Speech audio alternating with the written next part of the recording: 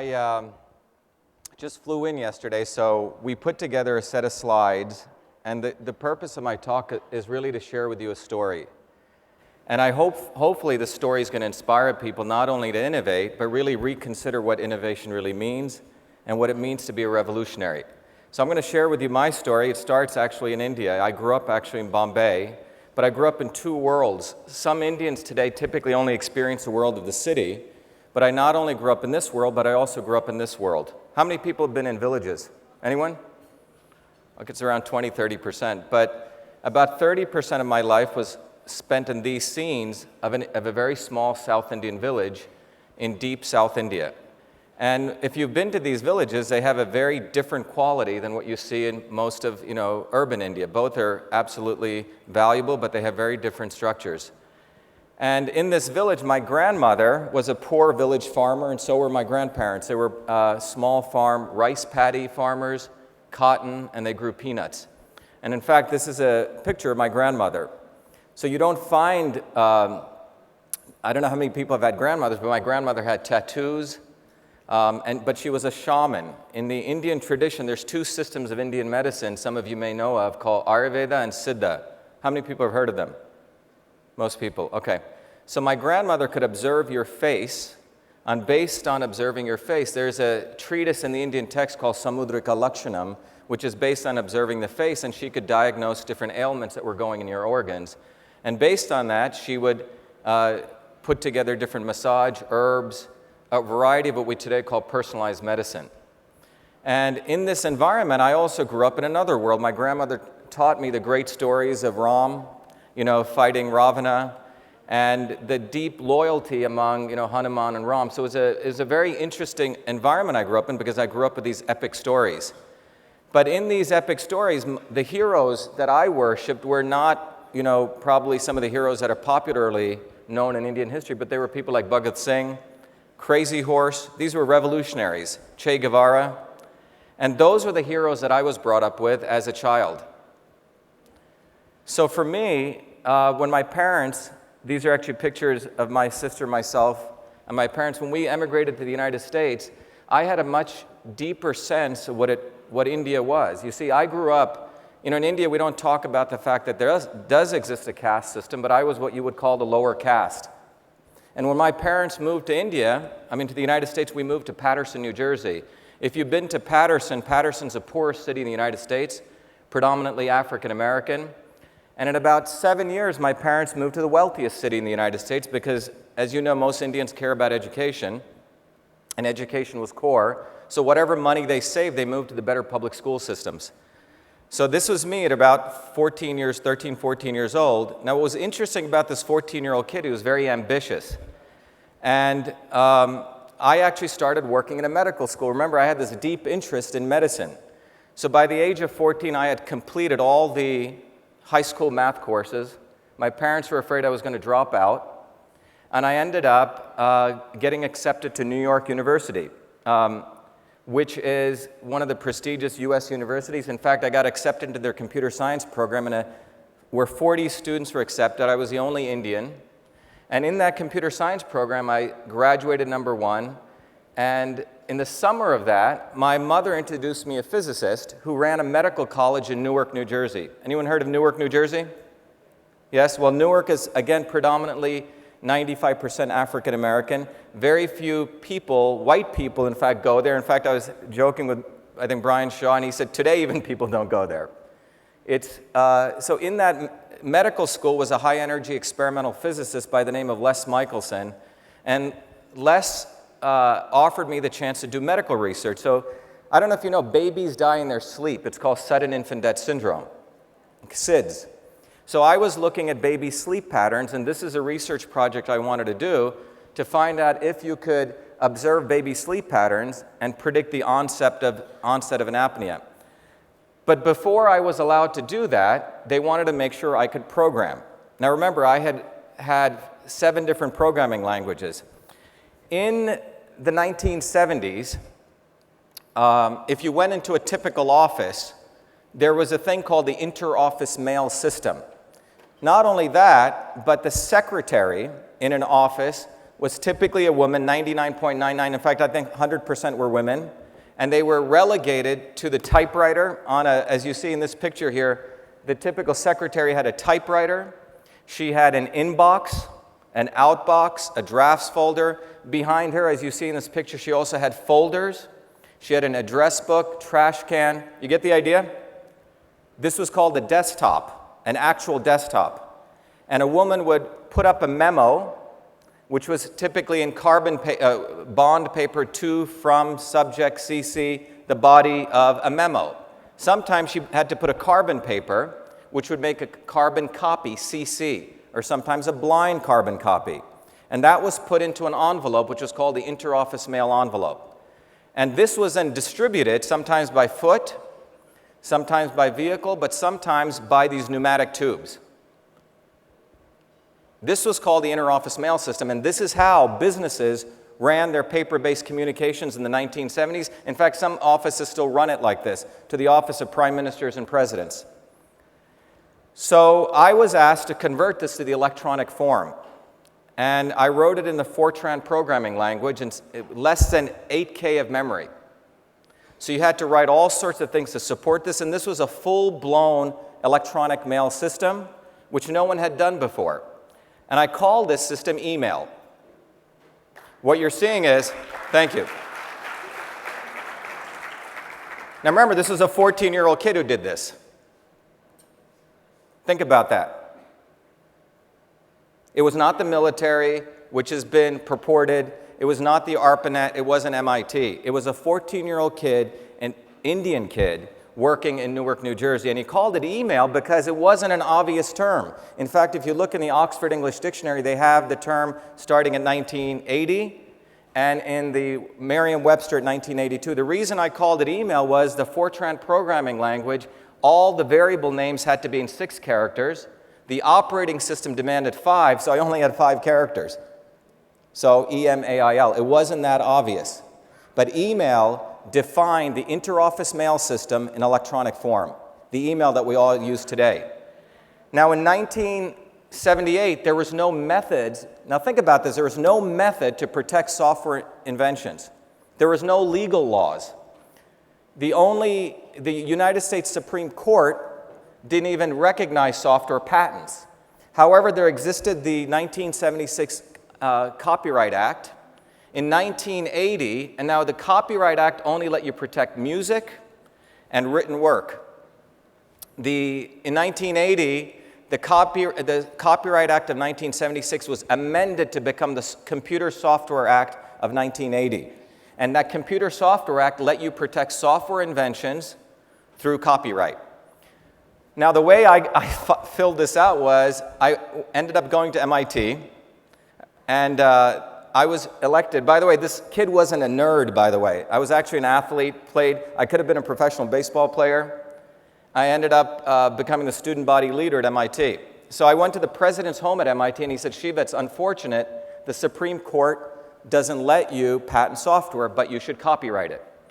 There was no lawyers, there was no mama and papa who could fund me. You had to write, there was no Google, there was no PDFs. You wrote away, you got this form, and you filled it out. So I think I was about 16 or 17 at the time.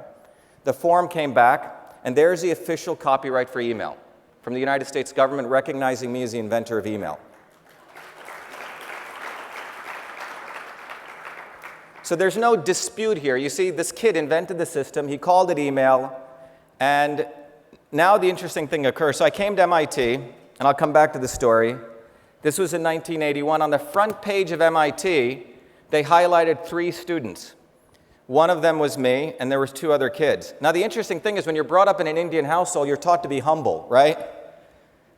And I never thought much of this, frankly. You know, when you're a serious inventor or an artist, you never think about fame or fortune. You don't think about making money. You do it because you like it, and when you do things, you look at the next work you do. So I never thought about this as something that I should promote myself. So this is 1981.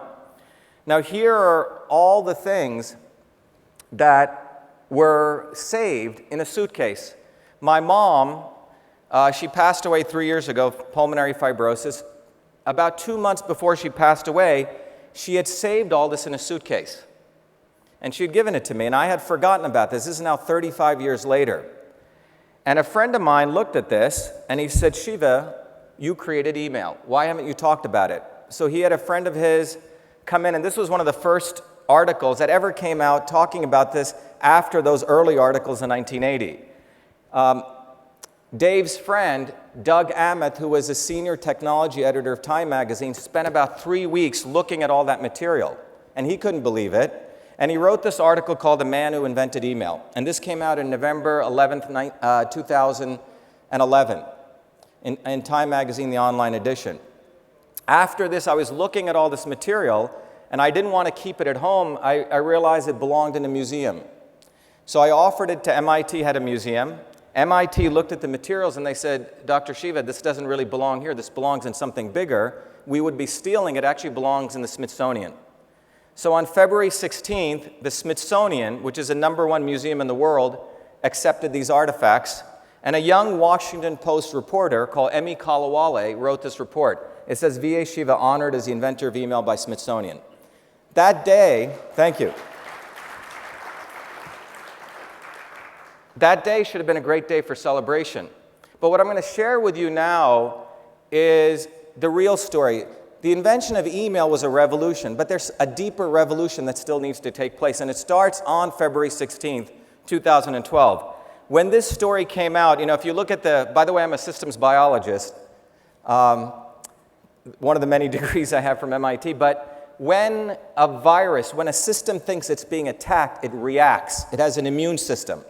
And what you saw was, immediately after this happened, you saw a number of publications calling me imposter, liar, fraud, all sorts of horrible names. This is 2012. This is not 1968. And you had blogs like this say things like this, and I want you guys to read this, and I want you to think about this, what this is saying. That an Indian should be hanged and beaten. This is the United States of America. Unbelievable, isn't it? So, who was behind this? Well, you find out that when this occurred, I was appalled because this was the story of a 14-year-old boy who should be, it's not celebrating me, it's celebrating the spirit of innovation, which is what America is supposed to stand for. And you unpeel this and you find out there was a historical group, eminent quote-unquote historians, who had already written the story of email. They had said this company, a $37 billion defense company, you see, during those 35 years, Raytheon, one of the biggest defense companies in the world, in 2009, they decided to enter the cybersecurity market. So they bought a company called BB&N, which was an acoustics company. Now, they had a very nice mascot here, a guy with a beard, glasses, almost like he was pulled from a casting call. Now, Ray Tomlinson didn't invent email. He used the @ symbol like we use Twitter to exchange messages between two computers. Had nothing to do with email. In those 35 years, they had built Raytheon up as the inventors of email. Why? Because Raytheon wanted to compete against Lockheed and General Dynamics. And if anyone who does branding, it's a beautiful website. It looks like they're the inventors of email. When that stuff went into the Smithsonian, it put a wrench into the history that these historians had written. The unfortunate thing for them was that the inventor of email was still alive. Typically what happens is history is written by the victors and there's no one else to challenge it. So what did we do? And I'll come back to that. Before I talk about that, how we reacted. Now, I had some experience, fortunately, in looking at in some ways as an entrepreneur, as an innovator, looking at how you fight large infrastructures who have systems. Some of you may know in 2008, I came to India on a Fulbright scholarship. I did research. I'm deeply interested in Indian medicine. I was finishing up my research, and as I was about to leave, I got recruited to run the largest innovation center at the additional secretary level by Manmohan Singh, 2 levels below him, to be the CEO of a new spin-off to support CSIR. About 3 months into it, I realized that they really didn't want me there to do any change. They really wanted the MIT guy there to promote to the Indian public change was taking place. And I really had very little patience for that. 6 months I wrote a report sharing with them the observation that there were tremendously talented Indian scientists across the 37 labs of CSIR, 4,500 scientists, but the nepotism, the feudalism was actually suppressing these scientists. And that if we didn't break feudalism, you can forget about enabling these scientists to produce. Well, this report got sent out, it got leaked to the press, and I was fired in 5 months, okay? And the interesting story with this is, it appeared all over India. And I was told that you're going to be put in jail, because you know, within the government, when you're a government employee, people can make up all sorts of stuff. Before I was, Star News asked me to do an interview, primetime interview. Before I was going to do the interview, I was told if you do this interview, you'd be thrown in jail. I talked to someone at the time. They said, you should leave. I called the U.S. Embassy. They said, you should leave. But in that instant, I thought about my grandparents who had nothing. I thought about the fact that I had a lot. I had already achieved a lot. And if I didn't say anything, what was I really? And I remembered my great heroes, Bhagat Singh, Che, etc. And in that 8 minutes, I gave an interview. That interview hit prime time, and I shared with them the fact there's tremendous talent in India, but a few people, for their own selfish reasons, contain that. And then subsequent to that, I was told people were coming, so I went up through the Nepal border, crossed, and many of you don't even know the story. Went to India, went back home. The day I got home, Nature magazine, anyone know Nature? It's the most eminent science magazine in the world. They said, you know, Dr. Ayyadurai, we've been observing this institution for nearly 70 years and it hasn't done anything. We'd like your commentary. So I wrote an article called Innovation Demands Freedom. I think Entrepreneur 2015, it was a beautiful video you guys played at end of it, freedom, and that's what innovation is really about. So I wrote this article sharing my observations and in fact saying, let's have an open forum. Not only that, Bhargava, everyone know Professor Bhargava? Bhargava is one of the most eminent scientists. He wrote to the Prime Minister saying, look, you should meet with Shiva. His report is absolutely honest, and it would be a great pity for India to lose him. Well, Manmohan Singh never met with me. And what's also fascinating is the editor of Nature India was threatened, and this article gets pulled down. So the reason I want to share with you is I had gone through that firefight, okay? This is a picture of me burning the South African flag on the steps of MIT. Because MIT had investments in South Africa. So you're not only talking to an innovator, but you're talking to someone who's actually a revolutionary, believes that the purpose of existence is to fight for freedom. So this is a picture of me challenging the president of MIT, why MIT had investments in South Africa. This is 1986. And this is me fighting for one of my friends who had been thrown in jail by the Sri Lankan government. So, and this is me on my PhD day asking the US to get out of Iraq. Half of the people booed me, and the other half gave me a standing ovation. The point is you have to do what's right in life, and I believe that's what I was doing in this situation. So getting back to the invention of email, you see, so the unfortunate thing for those people who were attacking me, I wasn't just some kid or a nerd who'd built something. I actually had some political experience. So what did we do? We went back, and I had 3 MIT students who stayed in the MIT libraries for 6 months, and we went through everything, because when you're attacked like this, you start thinking something's wrong with you. It attacks your self-worth, and you have to go deep down into yourself to believe in who you are. And what we found, this is why I believe there's a God, we found this document written by this guy, David Crocker, who was attacking me. Everyone read this document. It says, at this time, he's writing this in December 1977, no attempt is being made to emulate the full-scale interorganizational mail system. The fact that the system is intended for use in various organizational contexts and by users of differing experience makes it almost impossible to build a system which responds to all users' needs. He wrote that in December 1977. This is a guy of the ARPANET. Now, why did he write that? Because the military had no interest in helping office workers, civilian office workers, move from the computer keyboard to the terminal. You see, these guys were nerds. They were just trying to get a message passed from point A to point B for battlefield communications, versus that 14-year-old kid who was actually trying to break an elitist barrier, help the secretary start using the computer. That's what email is. So we found this, we published it. Anyone heard of Noam Chomsky? So Chomsky, I had known as an advisor. Noam came out. They were trying to say uppercase email is different than lowercase email. Okay? The argument started becoming absurd. Chomsky came out and he said, look, I've read the material. Email, uppercase, lowercase, any case, was invented by a 14-year-old boy. The other piece of experience I had was looking at systems. I'm a systems scientist. I used to teach a course at MIT where I used to teach kids how to combine systems theory. I also have a degree in art and design, by the way, and how to combine systems theory to start looking at interconnections. So these are some of the work my students have done. So one of the interconnections I saw was last year. Remember, so if you look on the internet, you'll see this controversy. You'll see people destroying my Wikipedia page. Amazing what can happen. All my achievements are removed from my Wikipedia page. People attack Washington Post. Every time we'd get an article, the major media would pull it down from this influence. Now, this is even more interesting. This is Walter Isaacson, who's a liberal writer, and this comes out last year. Isaacson knows this controversy is going on, and it's called The Innovators of the Digital Age. Now, let's look at this. I'm going to show you some pictures. Okay, these are the great innovators of the digital age. What's common about all these people? Anything common? Okay. And this is Vannevar Bush. He was a president of MIT in 1940. He started Raytheon. Isn't that interesting? And he praises him.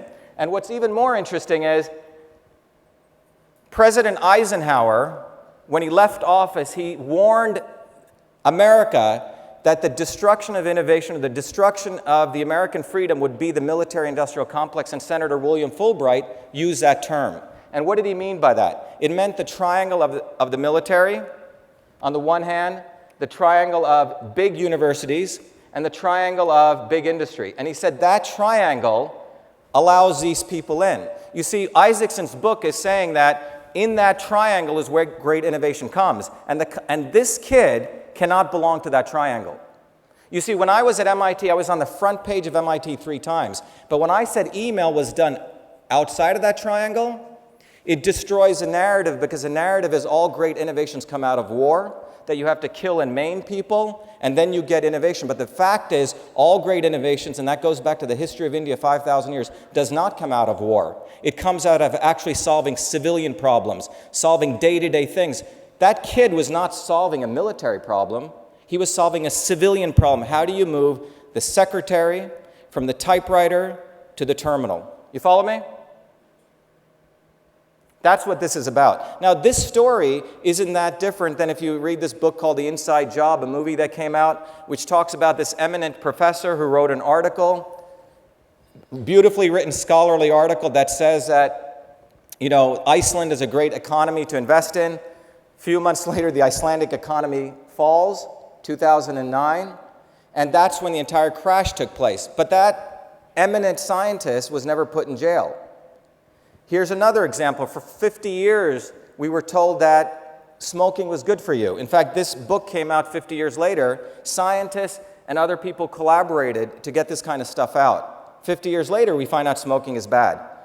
But the history of innovation and the struggle of innovators doesn't only go back 50 years. You can look at Galileo. Galileo had actual evidence. The sun is the center of the solar system. He was crucified. And it was only in 1992 that the Catholic Church that they said they made a mistake.